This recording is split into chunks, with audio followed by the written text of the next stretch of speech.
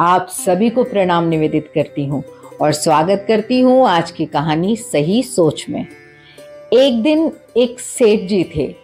उस सेठ जी के घर के बाहर एक भिखारी आया और वो भिखारी बहुत बहुत सुंदर भजन गा रहा था और साथ में भीख मांग रहा था।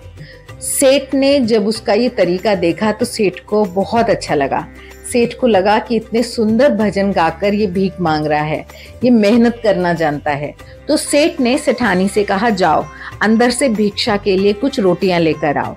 सेठानी अंदर गई तो बाहर आई ही नहीं, लेकिन भिखारी ने भजन गाना नहीं छोड़ा। भिखारी लगातार भजन गाता रहा। सेठ जब परेशान हो गया तो अंदर गया। स्वयं जाकर देखा कि सेठानी आकर इतनी देर से रोटियां क्यों नहीं लाई। तो अंदर जाकर देखा तो देखा सेठानी रसोई घर में रोटी को हाथ में लेकर खड़ी है। तो सेठ ने उससे कारण पूछा, तुम ये रोटियां उसे दे क्यों नहीं देती, उसे इंतजार क्यों करवा रही हो। इस पर सेठानी बोली, अरे सेठ जी, रोटी दे दूंगी तो उसका भजन कैसे सुनूंगी। उसका जो स्वर है, उसका जो भजन है वो मुझे इतना अच्छा लग रहा है कि मेरा मन नहीं कर रहा, इसलिए मुझे लगा मैं थोड़ा रुक कर उसको रोटियां दूं ताकि उसके भजन और सुन सकूं।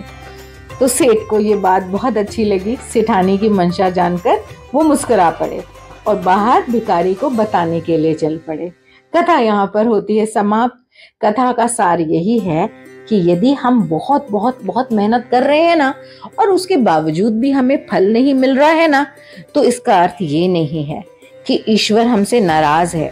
इसका अर्थ ये है कि कहानी की सेठानी की तरह ईश्वर को भी हमारी जो प्रार्थना है, हमारा जो कर्म है वो अच्छा लग रहा है और हम उसे लगातार करते रहें, हम उसे करने के अभ्यस्त हो जाएं। ईश्वर ऐसा संदेश देना चाहता है, क्योंकि जो आदत पड़ जाती है वो भविष्य में काम आती है। तो अब मैं आप लोगों से आज्ञा लेती हूँ और मिलती हूँ अगली कथा के साथ ही। धन्यवाद।